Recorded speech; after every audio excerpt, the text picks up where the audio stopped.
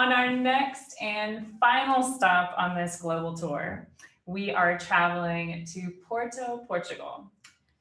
Currently, we are working on a project there with the Portuguese NGO ZERO, and it's a very exciting project with the University of ZERO, where we are calculating footprints of 6 cities. But I don't want to tell you too much more because I'm going to leave that to our guest. So it is my pleasure to introduce the project coordinator from ZERO. It's Paulo Magalhaes. He's also a researcher at the Faculty of Law at the University of Porto. Welcome to the show, Paulo. Hello. How are you? Wonderful. For joining us. Yes, yes. Here we are trying to calculate the footprint of 6 cities and to start a process that wants to engage the behavior of these cities in the national accountancy.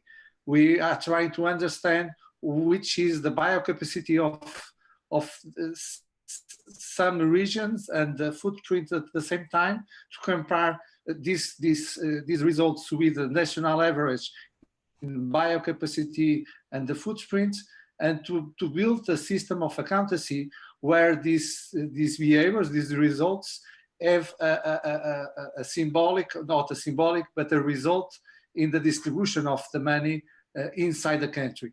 So this is the project that we want to introduce the ecological results in the accountancy of a country, and to have more equity and more justice inside the country, and as the first scale for a different global accountancy between countries also. But this is a first scale, of course. I think this is such an exciting pilot and such a cool concept to be using natural resource accounting in the way that you're distributing funds among these municipalities. So if there were, what is Earth, I mean, obviously this is an exciting initiative to move the date, but what does Earth Overshoot Day mean to you and to this coalition?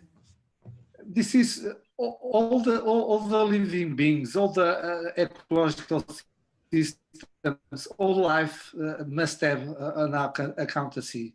I think the only place where there is one accountancy is the humankind in a global scale. In our houses, we know the resources we have. We must make our home economy to live in a sustainable way.